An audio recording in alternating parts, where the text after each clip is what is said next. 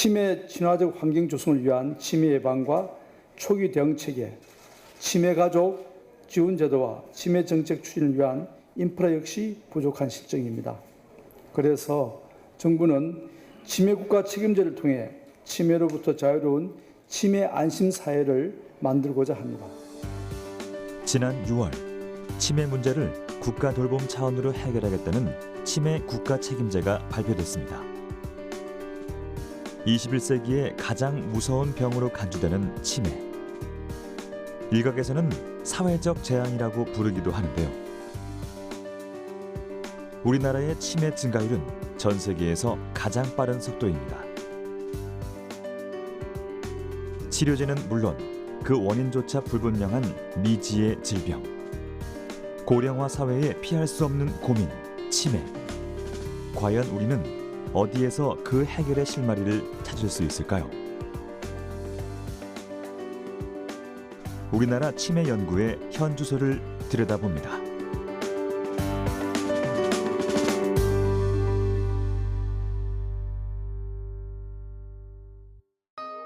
사람 머릿속 1.4kg의 신경 덩어리인 뇌. 치매란 이곳에 문제가 생기는 병입니다. 다양한 원인의 뇌 손상으로 여러 영역의 인지 기능이 떨어지는 질환이죠. 한 설문조사 결과 노년층은 가장 두려워하는 질병으로 암보다도 치매를 꼽았습니다. 자신은 물론 가족의 삶까지 망가뜨리는 무서운 병이기 때문이죠.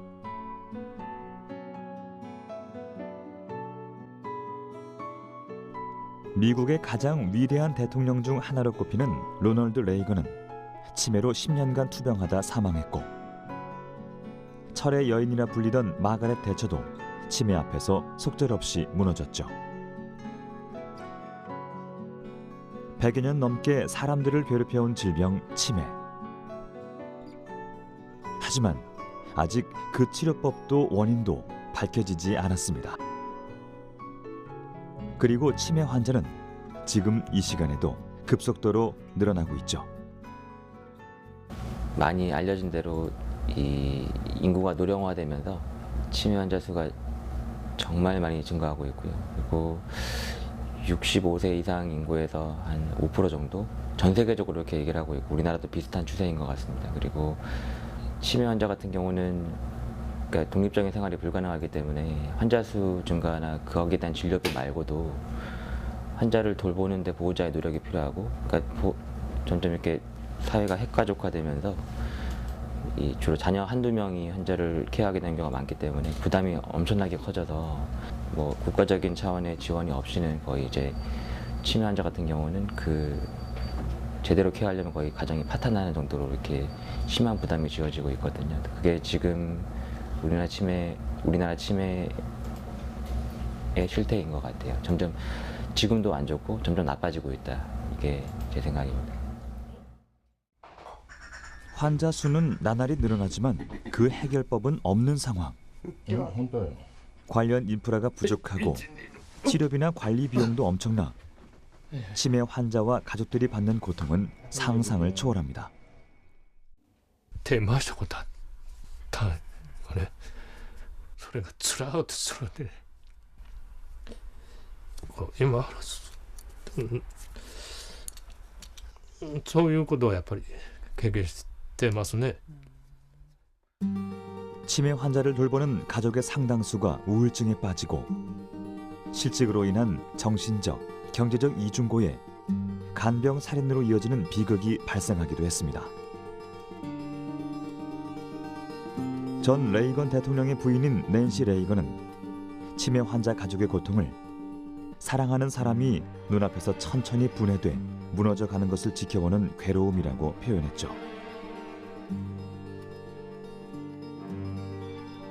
사회적 문제로 떠오르며 국가적 책임이 필요한 질병이 된 치매.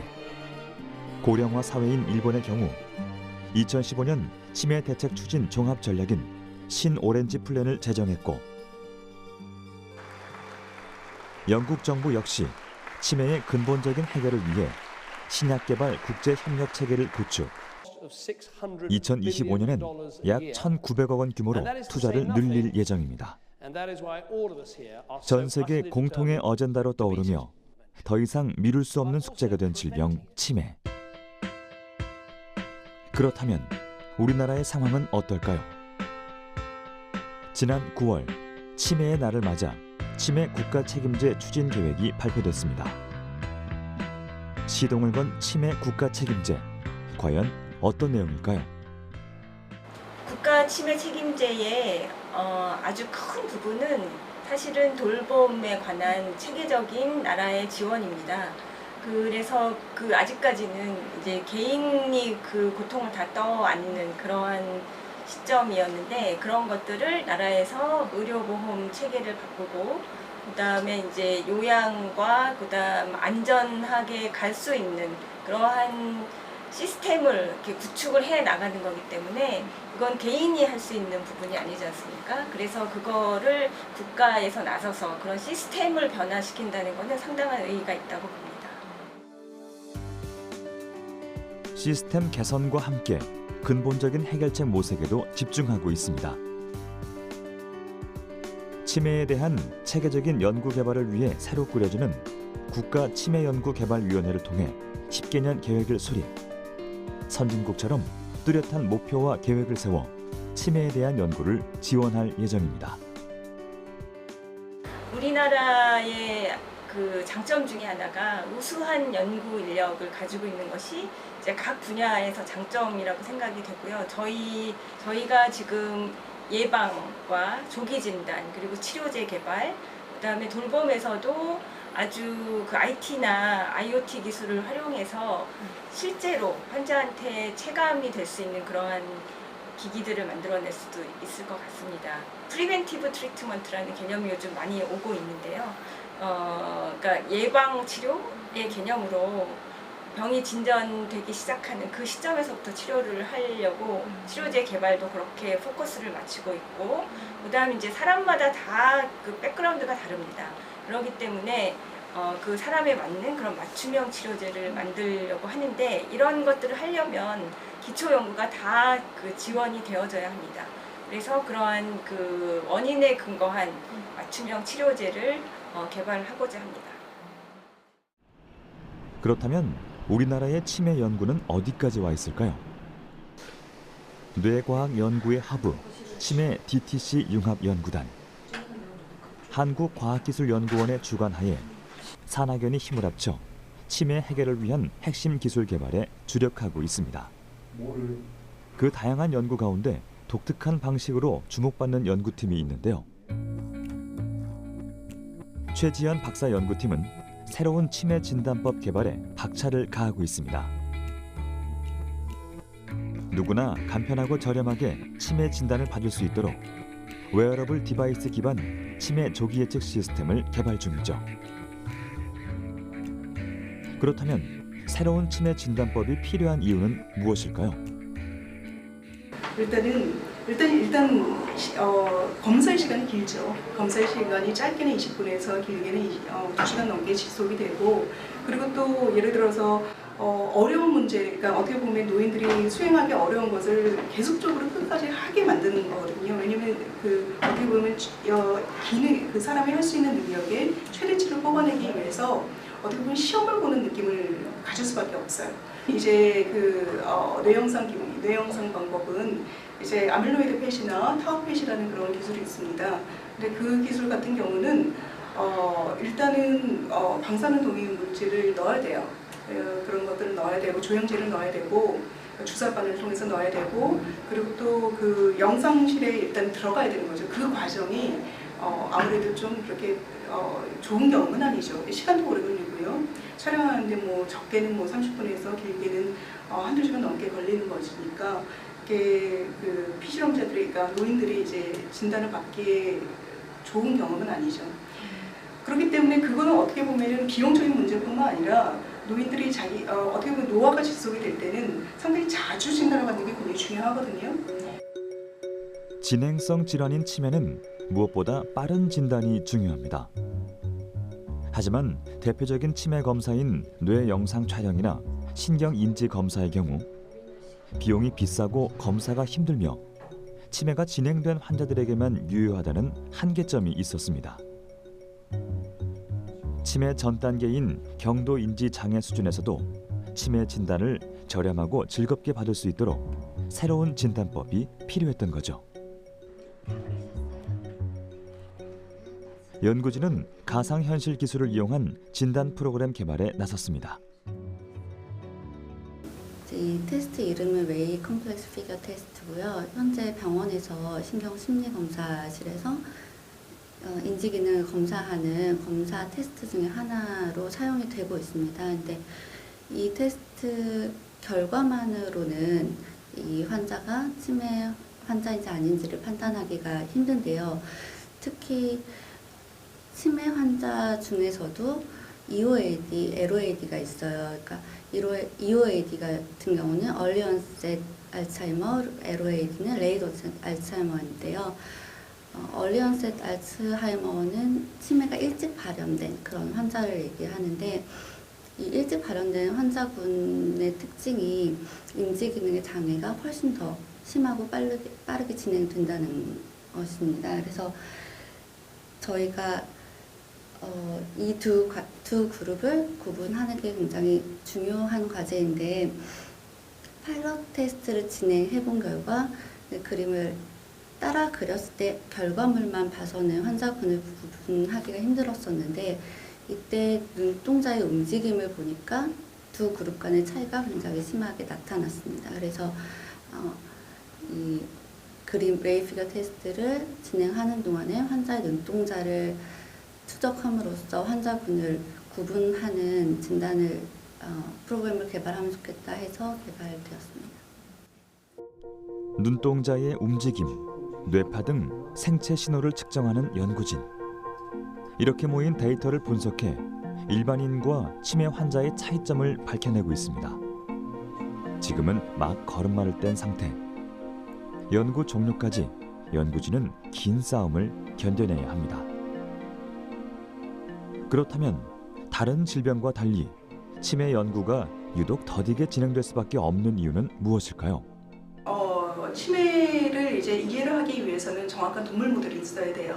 왜냐면 이제 사람으로 연구를 할 수 있는 것은 돌아가신 후에 이제 뇌조직을 통해서 연구를 하시거나 살아계실 때 연구를 하시거나 비침습적인 방법으로 연구를 하거나 그런 방법으로 제한되어 있기 때문에 저희가 동물 모델이 정확한 그러니까 인간 치매와 거의 비교 가능한 동물 모델이 잘 정의가 된 동물 모델이 있어야 되는데 아직은 그런 측면에서 동물 모델이 완벽한 동물 모델, 저희가 만족할 만한 그런 동물 모델이 아직은 없습니다. 이제 그 문제가 있고요. 치매라는 것은 그 원인이 굉장히 다양해요. 실질적으로 밝혀진 원인 70가지가 넘는 걸로 알고 있어요. 더 많다라고도 얘기하는 사람들이 있고요.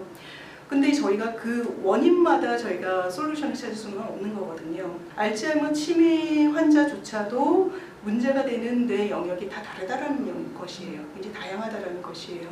그런 거기 때문에 저희가 그 접근을 한 가지 접근 방법이 아니라 굉장히 병렬적이고 다각도 멀티레벨적인 접근을 해야 되기 때문에 시간과 노력과 인력이 굉장히 많이 필요한 그런 연구입니다. 그런 측면에서 상당히 어렵습니다.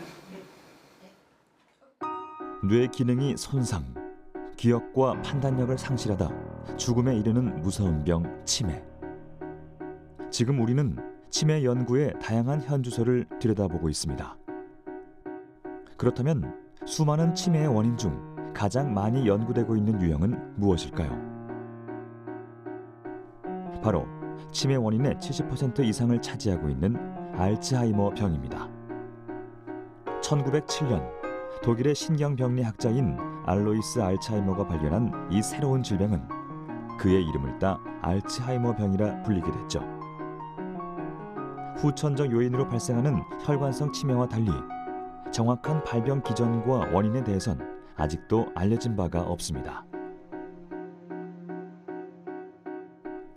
미국 FDA로부터 허가받은 알츠하이머의 치료제는 5개. 하지만 이도 증상을 완화하는 수준입니다.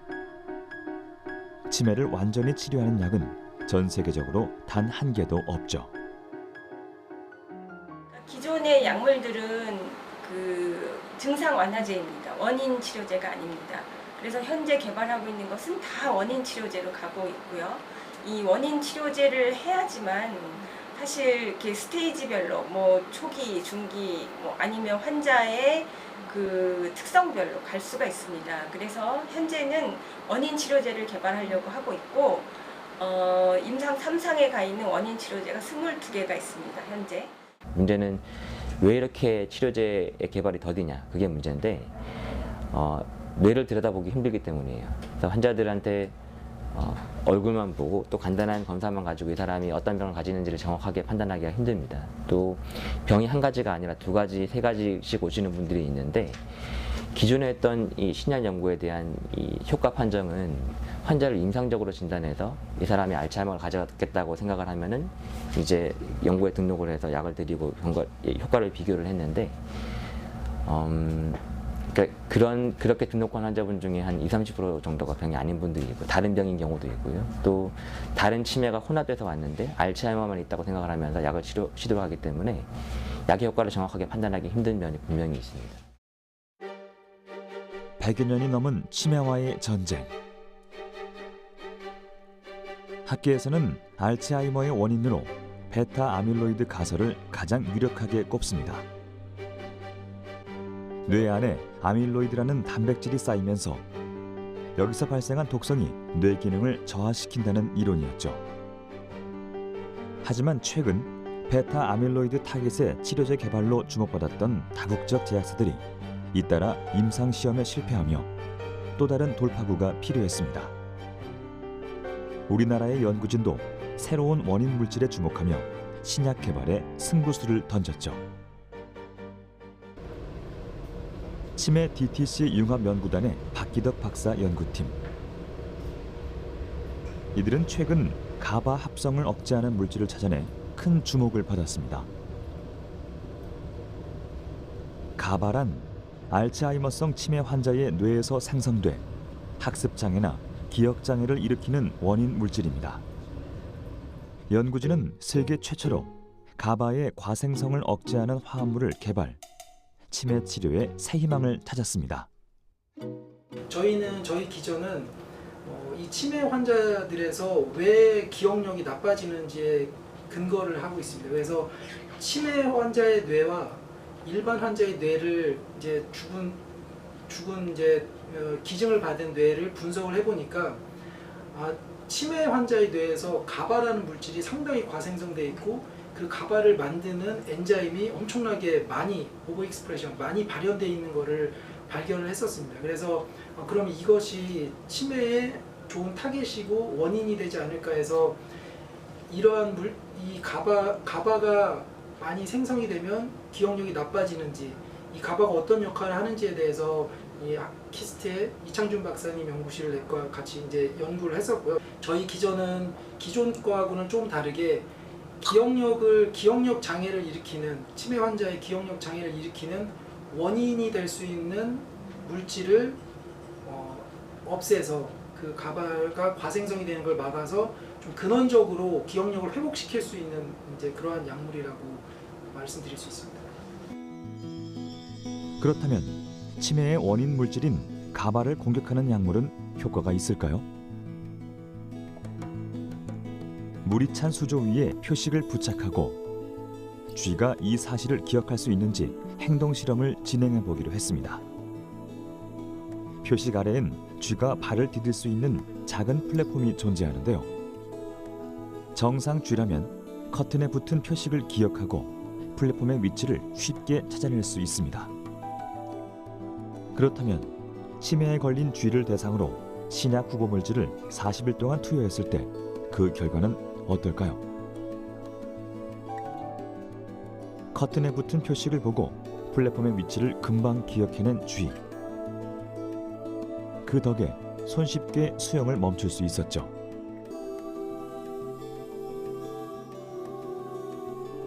이처럼 치매 쥐와 신약 후보 물질을 투여한 쥐를 대상으로 지속적인 행동 실험을 한 결과 연구진은 새로운 신약 물질의 월등한 인지 기능 개선 효능을 확인할 수 있었습니다. 또한 개발한 약물은 기존 신약에 비해 효과가 오래 유지되고 낮은 농도로도 높은 효과를 얻을 수 있음이 확인됐죠. 부작용도 없었습니다. 이로써 난치성 뇌질환 치료의 비밀에 한 발자국 더 나아간 연구진. 지금의 성과가 있기까지 힘든 점은 없었을까요? 뇌질환에 대한 약 개발이 상당히 힘들어요. 그 이유는 우리 몸은 뇌가 가장 중요하기 때문에 뇌를 보호하기 위해서 뇌에 어떤 물질이 들어가지 않게 그 배리어가 형성이 되어 있습니다. BBB라고 하는 이제 배리어가 형성이 되어 있어서 일반적인 약들은 잘 뇌에 들어가지 않아요. 또 뇌에 들어가다 보니까 조금이라도 다른 데를 건드리면 만약에 어지럽거나 그러한 부작용이 아주 쉽게 나타납니다. 그래서 암 환자의 암을 치료한 약이나 다른 약들하고 다르게 뇌를 치료하겠다고 하는 약들은 안전성, 사람한테 되게 안전해야 되고요. 또 뇌까지 잘 들어가야 되고요. 그래서 저희 약물은 그거를 좀 중점적으로 해서요. 기본적으로 저희 약물의 백본은 우리 몸에 많이 존재하는 아미노액시드를 가지고 백본으로 삼아서 아미노액시드를 유도체화를 해서 만들었어요. 그래서 기본적으로 안전성을 봤을 때 저희가 뇌에 있는 87개의 다른 타겟들의 테스트를 해봤을 때 다른 타겟들은 전혀 건드리지 않고 저희 타겟만 그 타겟으로 하고 있다라는 거를, 그래서 셀렉티비티, 선택성이 아주 좋다라는 거를 확인을 했고요. 또한 뇌로 아주 잘 전달되는 것을 확인을 했습니다. 치매 걱정 없는 세상을 위해 쉼없이 달려왔다는 연구진. 하지만 아직도 갈 길이 멉니다. 치료제로 탄생하기 위해선 비임상 시험 후 임상 시험이라는 거대한 산을 넘어야 합니다. 그 험난한 여정 끝 치매 치료의 실마리가 풀릴지는 좀 더 지켜봐야겠죠. 저는 언젠가는 치매 치료제가 나와서 치료가 잘 될 거라고 생각을 하고 있습니다. 근데 되게 오래 걸릴 것 같지 않고요. 그렇게 머지않은 시간에 지금 많은 글로벌 제약회사에서 지금 노력들을 하고 있고요. 아마 치매 치료제가 벌써 있었을 수도 있는데 임상이라는 게 아까 말씀드린 대로 엄청나게 돈이 많이 들다 보니까 어떠한 조건으로 한 번 해서 실패하면 다른 조건으로 또 하기가 그래요. 그러다 보니까 그런데 지금 많은 약물들이 임상 2상, 3상에 돼 있고요. 현재 임상에 들어가 있는 약물들이 128종 정도 있어요. 그러면 그런 약물들 중에서 머지않은 시기에 치매를 치료할 수 있는, 그러니까 완전히 정상인처럼 기억력이 돌아오진 않지만 살아가는데 문제가 없을 정도로 기억력이 좀 유지되는, 그렇게 그 정도로 치료할 수 있는 치료제는 곧 나올 수 있지 않을까라는 생각을 하고 있습니다. 그렇다면 치매의 조기 진단과 치료를 위해 한의학계에서는 어떤 연구가 이뤄지고 있을까요? 한의학에서 치매라는 용어를 사용한 건 중국 명나라의 의학자 장계빈. 자신의 저서인 경학전서를 통해 노인 인지기능 저하에 대한 개념을 최초로 체계화했습니다. 그렇다면 그 치료법은 있었을까요?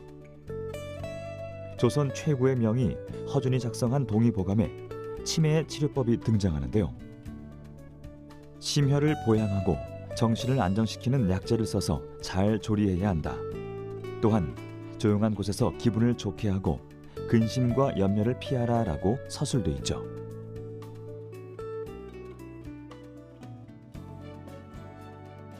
한약물 치료하고요, 비약물 치료 분야에서 꾸준히 연구하고 있고 요즘은 더 증가하는 추세에 있습니다. 치매 치료 약물 개발에 있어서 현재 원인 물질이 한 가지가 아니라서 복잡한 기전 때문에 한계에 봉착해 있는 게 현실이고요. 대신 한약 처방 같은 경우는 한 군데 작용하는 것이 아니라 여러 군데 작용한다라는 게 장점으로 부각되고 있습니다. 실제로 한약 처방을 가지고 치매 임상 시험 승인을 받은 약물들이 꽤 되고요. 억간산이라는 제제 같은 경우는 치매 환자들한테 임상에서 실제로 많이 사용되고 있고 효과도 좋은 걸로 보고가 되고 있습니다. 한의학의 과학화와 표준화를 선도하고 있는 한국한의학연구원. 이곳에선 혈관성 치매의 전 단계인 경도인지 장애의 치료법을 찾고 있습니다.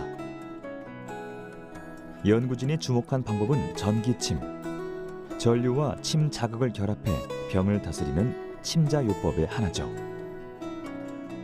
지난해엔 동물 모델 실험을 통해 그 효과를 입증했습니다. 저희가 연구에서 사용하고 있는 혈자리들은 이제 다양한 근거를 통해서 선혈이 되는데요. 한의학적으로 침구 치료를 할 때에는 보통 지금 경도인지 장애의 경우에는 두경부의 기혈순환을 촉진해주고 뇌 부위 그리고 인지 기능과 관련돼서 개선 효과가 있다고 알려진 머리의 백회를 포함한 다양한 혈자리와 그리고 내관, 신문, 삼리와 같은 손, 발에 있는 다양한 혈자리들의 조합으로 이루어진 치료 방법으로 연구에 적용하고 있습니다. 전기침 자극은 손상된 신경세포의 염증 반응을 억제하고 뇌를 활성화해 치료 효과가 있다고 연구진은 설명합니다. 치매 치료의 또 다른 가능성을 제시한 의미 있는 연구. 사람에게도 동일한 효과가 나타나는지 확인하기 위해 연구진은 임상 연구에 나섰습니다. 기존의 다양한 혈관성 치매나 혹은 다양한 알츠하이머성 치매와 같은 다양한 인지기능 관련된 질환을 대상으로 해서 침치료나 전침치료가 효과를 가진다는 연구 결과들이 보고된 바 있습니다. 저희도 이러한 연구와 전문가 의견을 토대로 해서 이러한 침치료와 전침치료가 경도인지 장애 환자들의 다양한 인지기능 분야를 어떻게 영향을 미치고 어떤 효과를 보이는지를 과학적과 객관적으로 평가를 하고 있고요. 그래서 지금 현재 이런 연구가 단기간으로 진행 중이어서 이 연구 결과가 나오면 보다 과학적이고 객관적인 근거를 제시할 수 있을 것으로 기대하고 있습니다. 과학계 전반에서 치매 정복을 위한 다양한 연구가 진행되고 있는 시점. 이를 뒷받침할 좋은 소식들도 연달아 들려오고 있습니다. 국내 연구진이 세계 최초로 사람의 치매 증상을 가진 치매 복제 돼지를 만드는 데 성공했죠. 이로써 치료제 연구에 청신호가 켜질 예정입니다. 또 한국인의 연령대별 표준 뇌 지도가 완성됐습니다. 이를 이용해 치매 발생 가능성을 예측하는 소프트웨어도 개발된 상태죠. 더 이상 치매가 불치병이 아닌 세상에 올 날도 머지않은 것 같은데요. 그렇다면 치매 환자를 국가 차원에서 관리하고 책임져야 하는 이유는 무엇일까요? 의료비와 요양비, 간호비 등 치매 환자 한 명을 관리하는 데 드는 비용은 연간 약 2천만 원에 달합니다. 다가올 2050년 치매 환자가 270만 명까지 증가하면 106조 원이라는 천문학적 금액으로 늘어날 예정이죠. 세계적으로 치매 연구에 국가가 나설 수밖에 없는 이유입니다. 미국이나 유럽의 경우는 이러한 치매 연구를 컨소시엄으로 많이 가고 있습니다. 그래서 이게 치매 환자가 다양하고 또 이렇게 그 원인도 다양합니다. 그렇기 때문에 이렇게 적은 숫자로 연구를 하는 것의 한계를 많이 느껴서 함께 연구하는 그런 컨소시엄이 많이 있고요. 그런 컨소시엄을 하다 보면 이제 여러 가지 사례들이 생기고 빅데이터가 생김으로 해서 거기에서부터 추출해낼 수 있는 그러한 그 원인 규명이나 아니면은 그거를 근거로 한 뭐 진단, 치료제 개발 이런 것들이 아주 잘 나갈 수 있습니다. 그래서 이제 향후는 그런 컨소시엄에도 같이 참여를 해서 그런 데이터도 같이 쉐어를 하고 저희 나라에서 잘할 수 있는 부분을 찾아내서 하는 것이 중요하다고 생각을 합니다. 그렇다면 가장 빠른 시일 내에 우리가 치매에 대처할 수 있는 현명한 방법은 무엇일까요? 바로 조기 진단입니다. 발병 후 증상이 나타날 때까지 20년 이상의 긴 잠복기를 거치는 치매. 조기에 발견하면 그 진행을 현저히 늦출 수 있죠. 최첨단 뇌 영상 장비를 활용 치매를 연구하고 있는 노영 교수를 만났습니다. 최근 주목받는 타우 단백은 베타 아밀로이드와 함께 치매를 유발하는 대표적인 독성 물질입니다. 의료진은 양전자 방사단층 촬영법을 통해 환자의 대뇌에 쌓인 타우 단백을 확인, 치매의 진행 정도를 구분할 수 있다는 연구 결과를 발표했죠. 네, 그러니까 이것은 지금 타우 펫이 나와서 살아있는 사람한테서 영상을 얻은 것은 불과 몇 년은 안 되었고요. 여태까지 알려져 있는 교과서적 사실은 돌아가신 환자분의 뇌를 부검한 이런 병리학적 소견으로 봤을 때 아밀로이드 단백질보단 이 타우 단백질, 신경 매듭이라고 하는 이런 물질이 증상과 굉장히 밀접하게 관련이 돼 있다는 것을 좀 알려져 있었고, 우리뿐만이 아니라 요즘에 이제 타우펫으로 연구를 하는 연구진들에 의해서 이런 살아있는 생체에서 이제 타우펫을 이용해서도 우리가 돌아가신 분의 부검 뇌에서 병리 소견으로 얻는 것과 같은 비슷한 그런 타우 단백질이 많이 쌓일수록 증상이 점점 악화된다든지 어떤 증상과 굉장히 밀접한 관련이 있다는 것들은 확인이 되고 있습니다. 이 첨단 기기는 암의 조기 발견에도 사용됩니다. 최근 타우 단백과 결합하는 조영제가 개발되며 알츠하이머형 인지장애의 조기 진단 연구에도 활용하게 된 거죠. 그렇다면 의료진이 이 기기에 주목한 이유는 무엇일까요? 이런 펫은 굉장히 작은 그런 뇌내 병리 물질들을 detect할 수가 있고요. MRI상에서는 볼 수 없는 그런 병리 물질들을 갖다가 굉장히 예민하게 볼 수 있다는 장점이 있습니다. 펫CT나 펫 MRI, 최근에는 펫 MRI 같은 거 나왔는데 펫 자체만으로는 아주 정확한 해부학적 영상 정보를 얻기가 어려운데 CT나 MRI 같이 해부학적 정보를 정확하게 주는 검사 방법을 같이 결합함으로써 좀 더 정확한 해부학적 정보와 영상 보정이 가능하게 됩니다. 지금까지는 독성 단백질이 우리 뇌에 얼마나 쌓였는지 측정하는 것이 사실상 불가능했습니다. 또 뇌 단면을 흑백 영상으로만 확인할 수 있었죠. 하지만 이번 연구로 치매 환자의 뇌를 컬러 영상으로 감별, 진단의 정확도를 높일 수 있게 됐습니다. 350여 명의 임상 분석 결과 알츠하이머 환자는 모든 부위에 타우 단백이 축적됐고 그 부위에 포도당 대사 저하가 일어난 반면 경도 인지 장애의 경우 타우 단백만이 축적된 것을 볼 수 있었습니다. 이로써 치매를 단계별로 진단할 수 있게 된 거죠.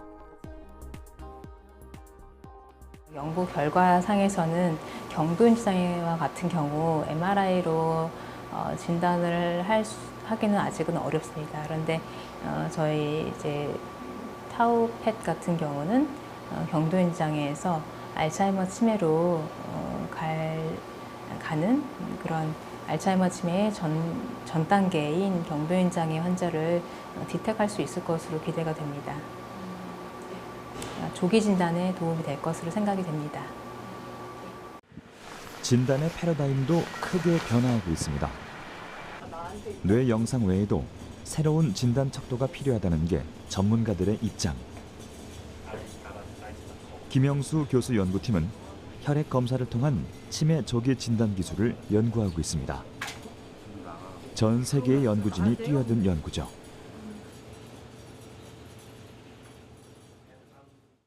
알츠하이머병을 혈액으로 진단하는 연구는 굉장히 오래전부터 있었습니다. 20년 이상 된 논문들도 있고요. 국내외에서 굉장히 많은 팀들이 어떻게 하면 혈액에서 중요한 바이오마커를 찾아서 알츠하이머병을 진단할 수 있을까 하는 연구들을 해왔고, 실질적으로 스페인이나 미국 같은 데서는 굉장히 재밌는 혈액 진단 연구들이 계속 나오고 있었습니다. 임상도 진행하고 있는 국가들이 있는 것으로 알고 있고요. 현재의 진단법과 굉장히 상호 보완적으로 쓰일 수 있는 진단법이라고 보는 게 맞을 것 같습니다. 그 현재 진단법도 빨리 하려면 빨리 할 수 있습니다. 근데 이제 문진법이나 뇌영상법이 병원 안에서 이루어지는 것이라면 혈액 진단은 샘플만 있으면 어디서든지 측정을 할 수가 있어서 조금 더 손쉽게 진단을 할 수 있다라는 장점이 있을 것이고요. 그리고 이제 빨리라는 말씀이 조기라는 말씀이라고 하면 일단 샘플에 대한 샘플에 대한 접근성 때문에 조금 더 그 일찍 진단을 해볼 수 있는 기회가 생길 것이고요. 우리 몸 구석구석을 순환하는 혈액에는 다양한 대사 물질이 녹아 있습니다.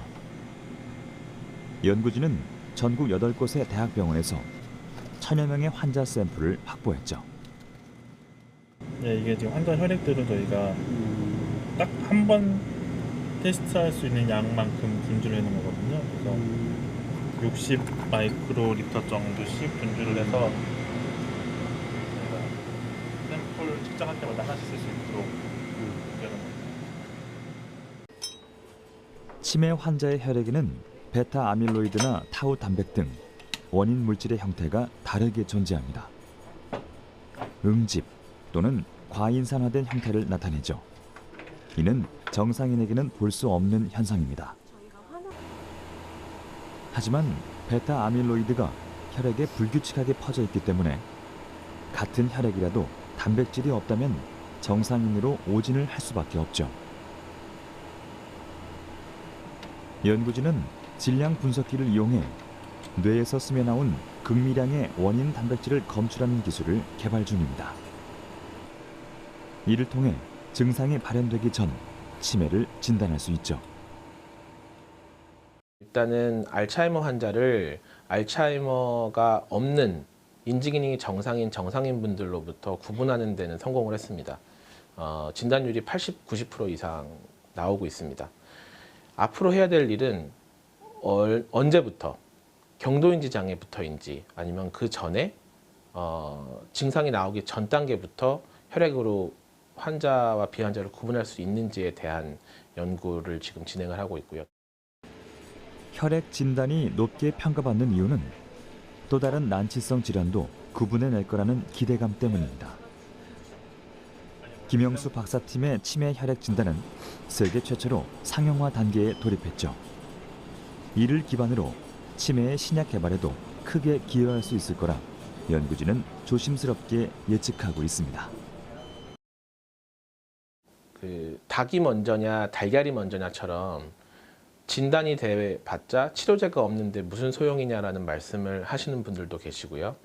치료제가 나와도 진단이 잘 이루어지지 않으면 치료제의 활용이 어렵다라는 걱정을 하시는 분들도 계십니다. 이 치료와 진단은 항상 같이 가야 되는데 진단 기술 자체가 치료제 개발에 기여를 할 수 있는 방법이 있습니다. 진단이 100% 되어야 신약 개발을 할 때 신약 개발에 참여하는 임상시험 대상군이 명확하게 구분이 됩니다. 이 임상시험군이 명확하게 알츠하이머 환자가 아닐 수 있는 확률이 좀 있고요. 최근에 그런 연구 보고들도 있는데요. 진단이 100%가 되면 임상시험을 100% 신뢰하고 신약 개발을 할 수가 있고 그러면은 신약 개발도 훨씬 더 좋은 결과가 나올 수 있을 것이라고 예측을 합니다. 지금까지 치매 해결의 실마리를 제시하는 다양한 치매 연구들을 만나봤습니다. 치매 정복의 희망은 분명 존재합니다. 누구나 그 수혜자가 될 수 있죠. 치매 부담 없는 행복한 나라. 앞으로 우리가 꿈꾸는 세상은 어떤 모습일까요? 네덜란드의 호그백 마을. 평화로운 이곳은 치매 노인이 평범하게 일상을 즐길 수 있게 만든 치매 마을입니다.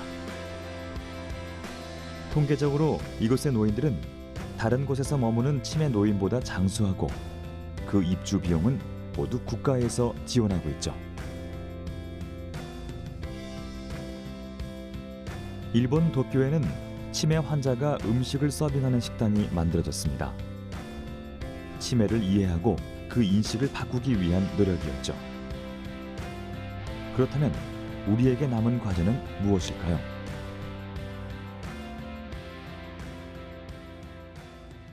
증상이 있을 때 도움받을 수 있는 기관은 보건소도, 근데 보건소에는 아직 시스템이 그렇게 아주 잘 갖춰져 있는 것 같지는 않고요.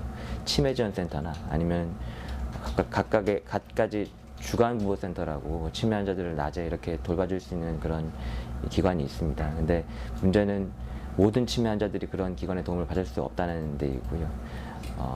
점점 그런 이 서포트 지원이 점점 확대될 것으로 생각을 하고 있는데 어떤 사람을 지원할 것인지 또 그러니까 누굴 지원할 것인지가 문제잖아요, 그렇죠? 저희가 전문적으로 이 사람은 이런 증상이 있기 때문에 그런 센터의 도움을 받아야 됩니다라고 의견을 드리면은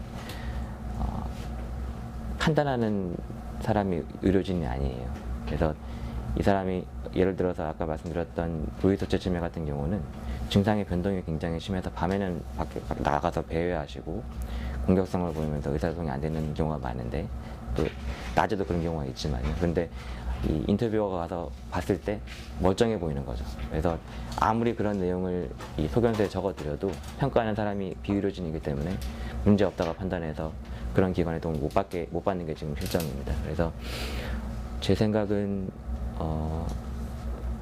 그러니까 뭔가 이 의료계의 개입이 조금 필요할 것 같아요.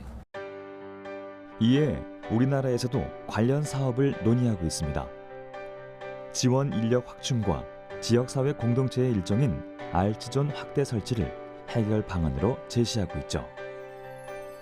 치매 국가 책임제는 전국의 인프라를 확충하고 치료비의 90%를 국가가 지원하는 내용을 담고 있습니다. 가족들의 부담도 줄일 수 있죠. 앞으로 우리는 어떤 노력을 해나가야 할까요? 국가치매 책임제에 의해서 연구개발위원회가 이제 발족이 되었고 그곳에서 중점적으로 추진을 하려고 하는 것은 아직까지 많은 연구개발이 이루어져 왔기 때문에 그것들을 이어달리기 식으로 해서 단기적인 성과를 이제 도출해내고자 하는데 아직까지 이어달리기가 어려웠던 그런 부분들을 이것을 이 시스템에서 서포트를 해주자는 거죠. 기존에 이미 많이 되어져 있는 것을 연계를 시킴으로 해서 빨리 성과가 나올 수 있도록 하는 것이 하나의 단기적인 그런 전략 과제고요. 이제 중장기적으로는 기술 혁신을 도입해야 합니다. 그리고 전 세계적으로 이 치매 연구가 우리만 하고 있는 게 아니라 전 세계적으로 하고 있기 때문에 거기에서 우리가 국제 경쟁력을 가지는 그런 기술 부분을 도출을 해내서 거기에서 새로운 그런 치매 연구의 선두그룹을 만들 수 있는 그런 부분을 저희가 창출해 나가고자 합니다. 말씀드린 대로 정말 중요한 시기에 중요한 액션이 이루어지고 있는 것 같아요. 환자 보호자의 부담을 줄여드릴 수 있는 좋은 방안인 것 같은데 문제는 시스템을 어떻게 구축하느냐, 누가 케어를 해줄 것이냐, 어느 정도까지 서포트를 해줄 것이냐, 그리고 서포트할지 말지를 누가 결정할 것인가가 굉장히 중요할 것 같습니다. 외국에서는 지금 이제 이 개념 형성 단계이고 또 연구 목적으로만 하고 있는 그런 치매 케어를 지금 상태에서 방향을 잘 잡으면은 우리나라가 치매 케어에서 뭔가 이렇게 앞서 나가고 선진국보다 오히려 더 좋은 프로그램을 개발할 수 있는 기회라고 저는 생각을 합니다. 이제 막 닻을 올린 치매 국가 책임제. 그리고 새로운 치매 연구의 선두 그룹을 만들며 국가 경쟁력을 키워나갈 우리나라의 치매 R&D. 그 빛나는 미래를 응원합니다.